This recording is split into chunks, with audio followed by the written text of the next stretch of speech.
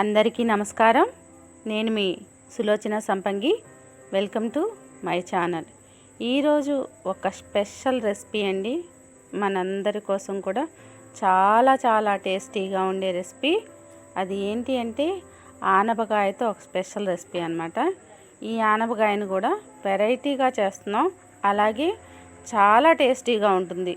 Non veg కొంతమంది తినరు కదా, నాన్ వెజ్ తినని వాళ్ళకు కూడా అలాంటి ఫీలింగ్ తెప్పించే దానికి బదులు అంత టేస్టీగా ఉండే రెసిపీ అనమాట. ఫస్ట్ దీనికి కావాల్సిన ఇంగ్రీడియంట్స్: ఒక లేత ఆనపకాయ తీసుకున్నాను, అలాగే ఆవాలు, జీలకర్ర, ఒక 10 వరకు మెంతి గింజలు తీసుకున్నాను, ఇంకా 1 స్పూను అల్లం పేస్ట్ పడుతుంది, అలాగే 1.5 స్పూన్ కారం, ఒక 1/2 స్పూన్ పసుపు, సాల్ట్ తగినంత, ఇంకా నానబెట్టుకున్న చింతపండు 1 నిమ్మకాయ సైజ్ అంతా, అలాగే కట్ చేసి పెట్టుకున్న 2 ఉల్లిపాయలు, ఇంకా వచ్చేసి ఒక 5-6 పచ్చిమిర్చి పొడవుగా చీల్చి ఉంచుకున్నాను, ఇంకా కరివేపాకు.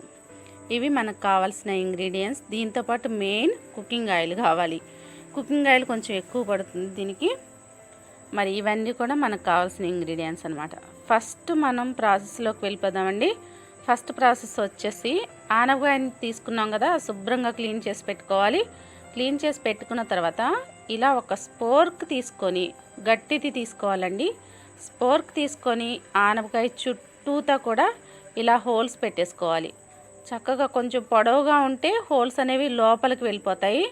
ఆనపకాయ లోపల కూడా హోల్స్ పడతాయి కాబట్టి మనం వేయించినప్పుడు చాలా బాగా వేగుతుందనమాట. ఇలా పొడవు స్పోర్క్ని తీసుకొని చుట్టూ కూడా హోల్స్ పెట్టాలి, ఎక్కడ గ్యాప్ లేకోకుండా. ఇలా పెట్టేసి చక్కగా చూడండి, ఇలా రౌండ్ తిప్పుకుంటూ పెడుతున్నాను. జాగ్రత్తగా హోల్స్ పెట్టండి, స్పోర్క్ చేతిలో గుచ్చుకునే ఇది ఉంటుంది కాబట్టి చూసుకోండి. ఇలా చూడండి, ఆనపకాయని చక్కగా ఇలా హోల్స్ పెట్టాను నేను. ఇప్పుడు కట్ చేసుకుందాం మనం. ఆనపకాయని ఒక చిన్న సైజు, అటు పెద్దగా కాకుండా ఇటు చిన్నగా కాకుండా మీడియం సైజు అంటాం కదా, ఆ మీడియం సైజు ముక్కల్ని మనం కట్ చేసుకోవాలి. ఆనపకాయ చూడండి, మొత్తం అంతా కూడా ఇలా చక్కగా మీకు కనిపిస్తూనే ఉంటాయి లోపల హోల్స్ అన్నీ. ఇలా లోపలికి వెళ్తే హోల్స్ అనేవి చాలా బాగా వేగుతుందన్నమాట ఆనపకాయ. చూడండి, ఇలా మొత్తం అన్నీ కూడా ఇలా ఈ ముచ్చిక తీసేసుకోవాలి. మధ్యలో మనకి కింద ఉంటుంది కదా, పై ముచ్చిక కింద ముచ్చిక తీసేసుకోవాలి. తీసుకొని అన్నీ కూడా కట్ చేసి పెట్టుకోవాలి ముక్కల్ని. ఇలా మొత్తం అన్నీ ఇప్పుడు కట్ చేసాం కదా, కట్ చేసుకున్న ముక్కలు ఈ సైజు ఉంటే సరిపోతాయి అన్నమాట, మరీ పెద్దగా అవసరం లేదు.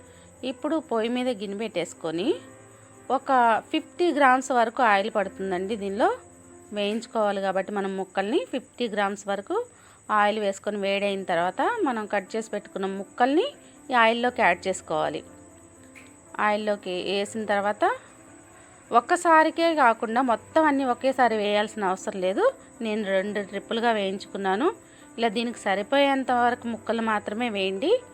ఇలా వేసుకున్న తర్వాత చూడండి, ఇలా హై ఫ్లేమ్లో వేయించుకోవచ్చు, నో ప్రాబ్లం. ఇది సిమ్లో ఉండాలి, మీడియంలో ఉండాలని ఏం లేదు, హై ఫ్లేమ్లో వేయించుకోవచ్చు. దగ్గరుండి వేయించుకోవాలి, కాకపోతే మాడకుండా. ఇలా చూడండి, గోల్డెన్ బ్రౌన్ కలర్ అంటాం కదా, ఆ కలర్ వచ్చేంత వరకు కూడా ఓపిక్గా వేయించుకోవాలి. చూడండి, చాలా బాగున్నాయి కదా, కలర్ కూడా ఇలా కలర్ రావాలి.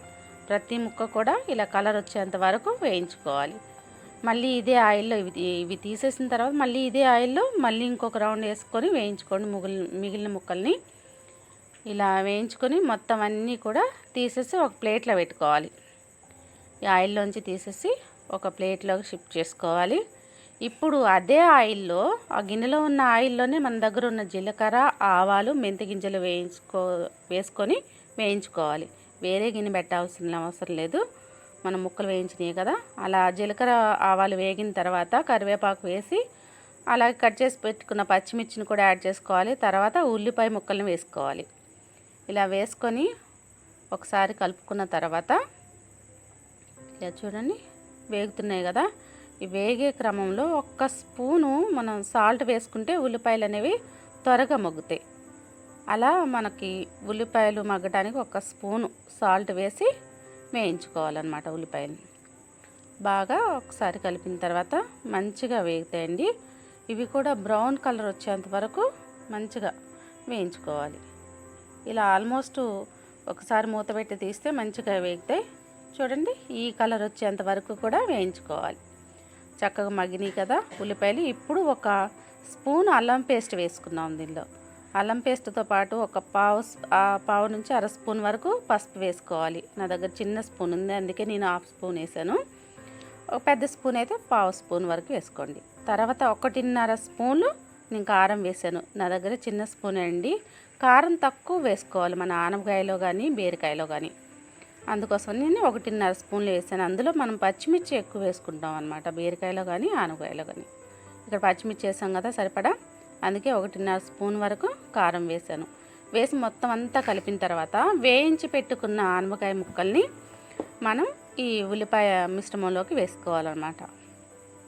చూడండి ఇలా గిన్నెలో వేసుకున్న తర్వాత ఆ అల్లం ఉల్లిపాయ పేస్ట్ కారం ఈ మసాలా అంతా కూడా ఆనపకాయ ముక్కలకు పట్టేలాగా మంచిగా కలుపుకోవాలి. ఇప్పుడు సిమ్లో ఉంచుకోవాలి, మనం స్టవ్ని సిమ్లో ఉంచుకొని ఇలా ఒక 5 నిమిషాలు మంచిగా కలిపి మగ్గిన తర్వాత మొత్తం అంతా కలిసిన తర్వాత చింతపండు నానబెట్టి ఉంచుకున్నాం కదా, ఆ చింతపండు పులుసుని దీనిలోకి యాడ్ చేసుకోవాలి. ఈ ఆనపకాయ ముక్కల్లోకి యాడ్ చేసుకోవాలి.